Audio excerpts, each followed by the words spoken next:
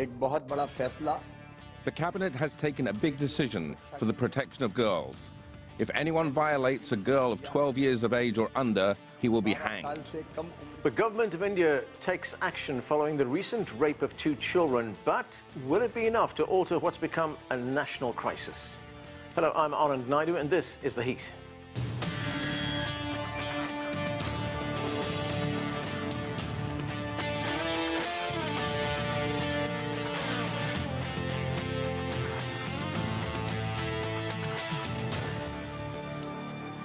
According to government figures, nearly 39,000 cases of rape were reported across India in 2016, up by about 12% from the year before.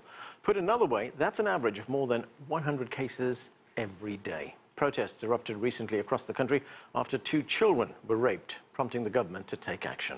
CGTN's Ravinder Bawa has more from Delhi. Voices of outrage against rapes of girl children rising from various corners of the country pressurized the government to come out with an executive order.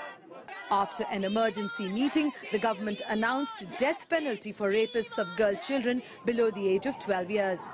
Many hailed government's decision, saying it will instill fear among criminals. We have to take all kinds of steps that we can to protect children, especially very young children.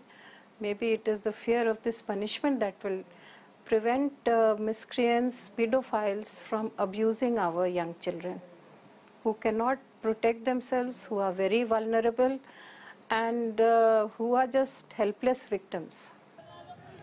While the supporters of death penalty are jubilant that perpetrators of child sexual abuse should be given strictest of punishment, there are serious issues in its implementation, especially because in most of the cases, the victims are known to the criminals.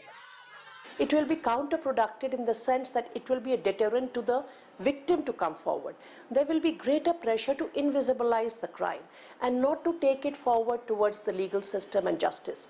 And that is a cause of serious concern, that instead of deterring the criminal or the crime, it is actually going to deter the victim.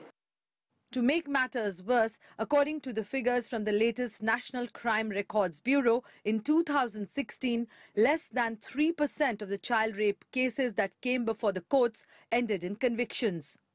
The concern here is that we have an abysmally low conviction rate. When you do not get convictions, how are we talking of sentences? And therefore, it feels like a kind of a gimmick or a legal populism to blunt both national and international outcry. It was in 2012 that rape laws were made tougher to include death penalty after a gruesome assault on a young woman outraged the country. Despite making laws stringent, rapes against women and children are still making headlines. Ravinder Bawa, CGTN, Delhi.